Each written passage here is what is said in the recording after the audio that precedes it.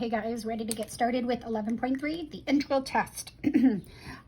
For the next few sections in chapter 11, we are looking for ways to determine if a series converges or diverges. So the integral test is one possible way to do it. The integral test says if we have a function that's continuous, positive and decreasing, so these are important, and we're going to have to show that this holds on 1 to infinity, and this elements of the sequence are equal to the function evaluated at those integer values for n greater than or equal to 1, then the series an is convergent if and only if its corresponding integral from 1 to infinity is convergent. So that is, if the integral diverges,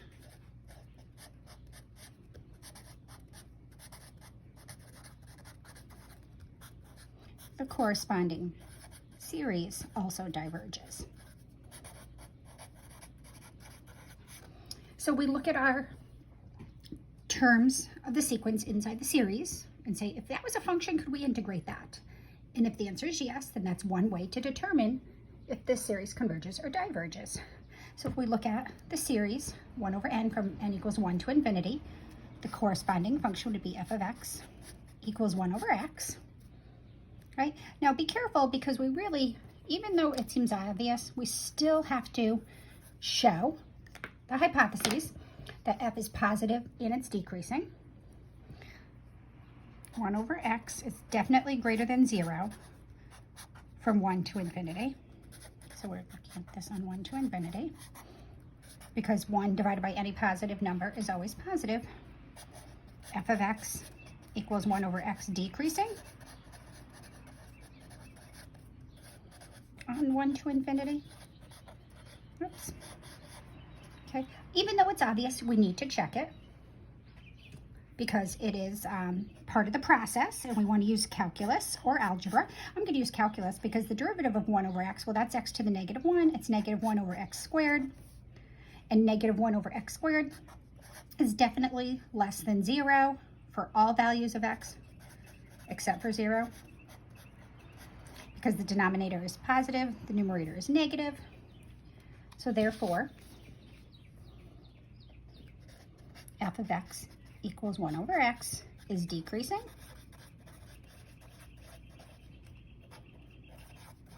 on 1 to infinity. All right, so now that the hypotheses are satisfied, we can use the integral test. And we've done this several times. 1 to infinity, 1 over x dx, which would be the limit as t goes to infinity of 1 to t, 1 over x dx, should be, we integrate that. The antiderivative of 1 over x is the natural log of x, and I'm excluding the absolute values because I'm going from 1 to infinity, so all my input values are positive. And as t goes to infinity, well, let's say, whoops, silly me, sorry. This is, it goes from 1 to t, and all the values in between 1 and t are positive, so I don't need my integration limits. The natural log of t minus the natural log of 1, that's just 0. And as t goes to infinity, the natural log of t also goes to infinity. So the integral from 1 to infinity, 1 over x dx, diverges. Thus, the corresponding series 1 over n from 1 to infinity also diverges. So all our integration in chapter 7 is going to be revisited in this section. Remember, this only works if we can actually look at the corresponding function and integrate it. Let's use the integral test to determine if the series 1 over n squared plus 1 converges or diverges. So hypothesis satisfied.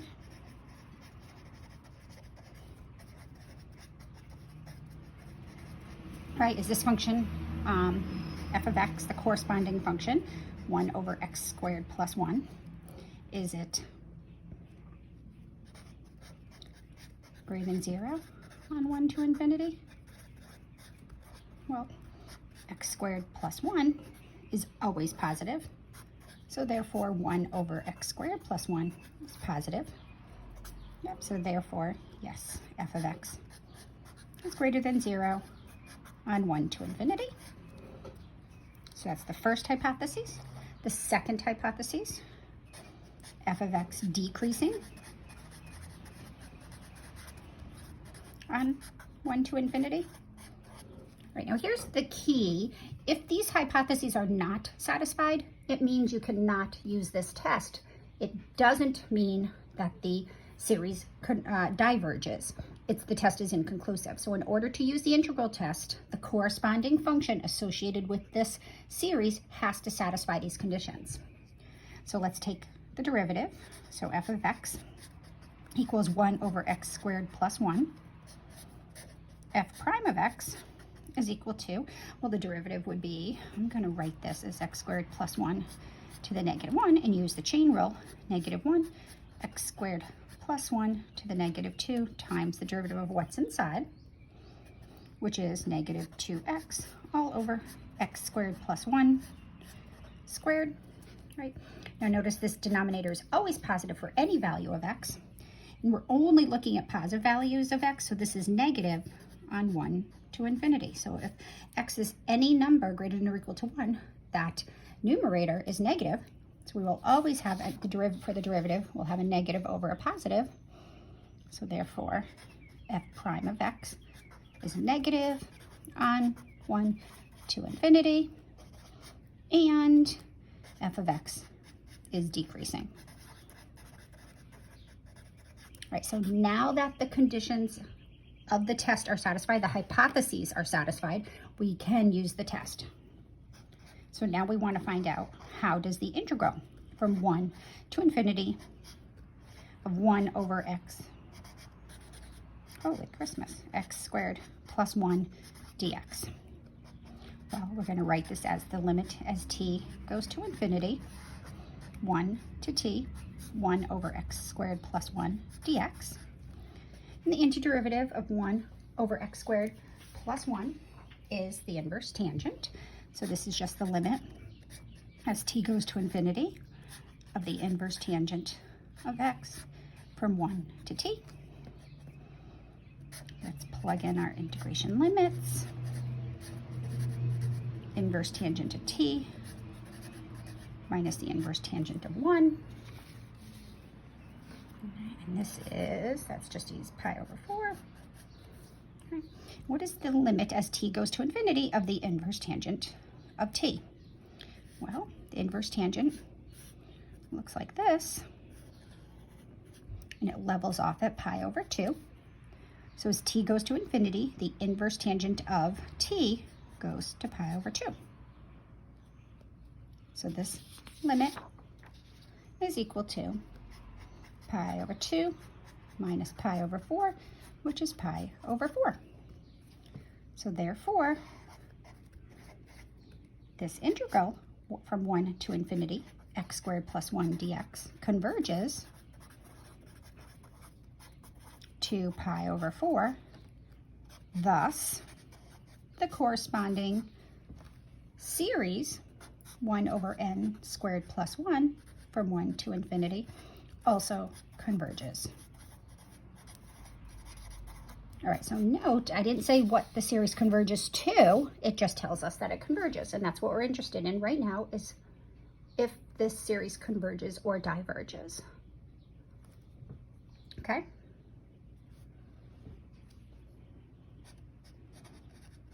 So just keep in mind what's going on. If we start with 1, we put 1 in here, we get 1 over 1 squared plus 1, which is 1/2. If we put 2 in there, we get 1 over 2 squared plus 1, which is 1/5. If we put 3 in there, we get 1 over 3 squared plus 1, which is 1/10. And we continue. I don't know what that sum is, but we do know it's finite based on the integral test. All right, let's try another one. Let's look at this guy. Use the integral test to determine if the series from n equals 2 to infinity of 1 over n natural log of n converges or diverges. Now notice here, the series starts at 2, not at 1, because n can't be 1. It's not in the domain of the associated function. We would have 1 times the natural log of 1, which is 0. And we cannot have 0 in the denominator of a fraction as a factor. So series are not affected by adding or subtracting a finite number of terms. We actually could start this at 10 or 20 or 30 even, any number, and it still won't affect if the series converges or diverges, as long as we have the infinite remaining terms. All right, so let's let f of x equal 1 over x natural log of x on 2 to infinity, right? So we have to see, is this positive on 2 to infinity? Well, x is greater than 0, and the natural log of x is greater than 0 for x in the interval 2 to infinity. So therefore, yes, f of x is positive on 2 to infinity. So that satisfies the first hypothesis. The second hypothesis is, well, let's take a look at the derivative. The derivative of f is going to be, let's see, let's just do the quotient rule. Ready? Derivative of the top times the bottom minus the top times the derivative of the bottom, product rule, the derivative of the first, 1 times the second, plus the first times the derivative of the second, all over the bottom squared. All right, let's clean this guy up. That first term disappears. This is just minus the natural log of x plus 1 all over x natural log of x squared. All right, is this positive or negative? Oh, be careful, I lost a sign there. Here, I'm actually gonna do this. There we go. Yep, because it's minus this whole thing, so it's the natural log of x plus 1. All right, so we know that this is always positive. The denominator is always positive because anything squared is positive. And note the natural log of x plus 1 is always positive on 2 to infinity because the natural log of 1 is 0 and anything to the right of 1 is going to be positive. So that's positive, so that's greater than 0. So therefore, f of x is decreasing. Wow, sorry. Haste makes waste. I gotta slow down. Up.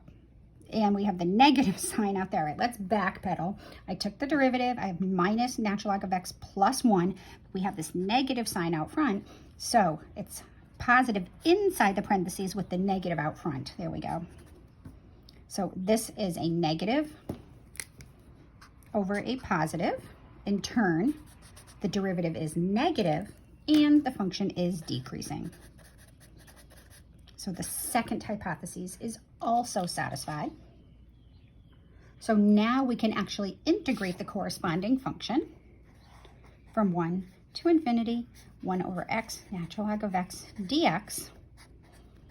We let u equal the natural log of x. du is 1 over x dx. Right, so that works out nicely. We're going to in turn integrate just 1 over u du, which is the natural log of u. Now we're going to go back and substitute. So this is going to be, we're going to go with the limit as t goes to infinity, 1 over x natural log of x dx. And that's going to be the limit as t goes to infinity, the natural log of u, which is the natural log of x, from 1 to t. Nope, oh my gosh. Wow. I would start this over if I wasn't 14 minutes into it, but it's all right. I told you I wasn't going to be perfect. The limit as t goes to infinity, my lower bound is 2, not 1. So the natural log, the limit as t goes to infinity of the natural log of t minus the natural log of the natural log of 2. Right? This is just some constant. And this, the natural log of t goes to infinity, and the natural log of infinity is infinity. So this limit is infinite. So therefore, 1 to infinity, 2 to infinity, x natural log of x dx diverges. Thus, the corresponding series, 1 over n natural log of n, from n equals 2 to infinity, also diverges. Ooh, sorry, it's a rough one. All right, I'll slow down for p series. All right, so p series, we can actually use the integral test to generalize a whole group of series.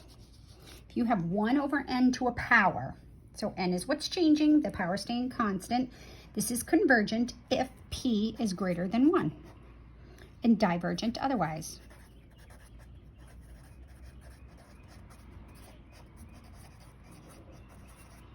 So notice here, the base is what's changing, the power is remaining constant. So if you can identify this as a p series,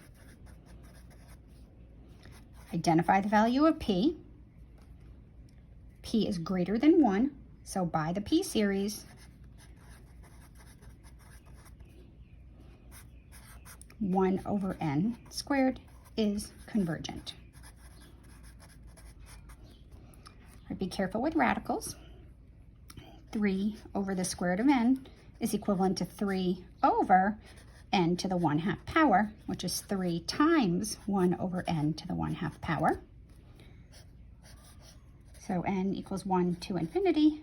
3 over the square root of n is equivalent to 3, 1 to infinity, 1 over n to the 1/2. So this is a p series. P is equal to 1/2. Therefore, by the p series test, 3 over n to the 1/2 is divergent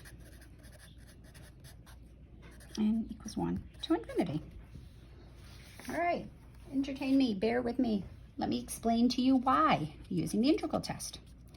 So again, if you can identify as a p series, pull out the p, then you can use the logic that 1 over n to that power is either convergent or divergent based on the value of the power. All right, why? Let's do this. Well, let's look at the corresponding function. F of x equals 1 over x to a power. If the power is 1, we have f of x equals 1 over x. And we know the integral from 1 to infinity of 1 over x dx diverges. So therefore, 1 over n also diverges. So that's if the power is 1. If p is any other power but 1, we have f of x equals 1 over that power. All right, so let's look at the corresponding integral from 1 to infinity.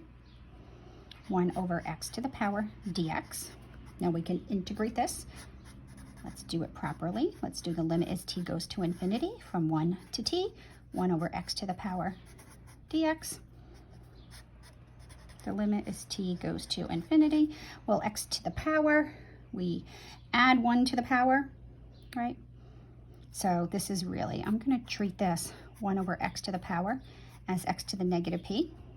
Makes it easier because my new power will be negative p plus 1. We add 1 to the power, and my coefficient out front is the reciprocal of that power. And x goes from t, from 1 to t. So let's stick that in. We get the limit as t goes to infinity, 1 over negative p plus 1, which is not affected by the limit. I'm going to just pull that out. We're going to get t to the negative p plus 1 minus 1 to the negative p plus 1. All right, so this is just 1. So this limit all depends on how this behaves. All right, so notice, so let's examine t to the negative p plus 1. Well, if t is in the numerator of a fraction, so if this was, in other words, if negative p plus 1 is positive, then it's going to be t to a positive power and infinity to a positive power t to the negative p plus 1 is going to go to infinity. But if negative p plus 1 is negative, it's going to force that term into the denominator, and we're going to have t to the negative p plus 1 go to 0, because it'll be 1 over p minus 1, and it will go to 0. So if the power is negative, it's going to put the t in the denominator of a fraction, and as the denominator gets bigger and bigger, the outputs get smaller and smaller. Notice I didn't include when negative p plus 1 equals 0, because that's when p would be 1, and that would refer back up here to this. So here we go. So this is only going to converge. The limit as t goes to infinity with 1 over negative p plus 1. That's just a constant.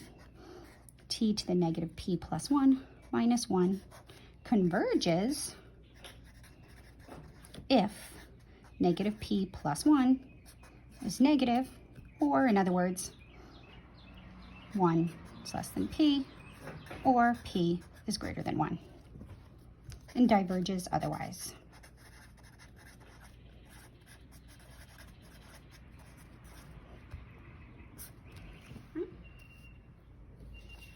All right, have fun with the integral test, and I will see you in the next section.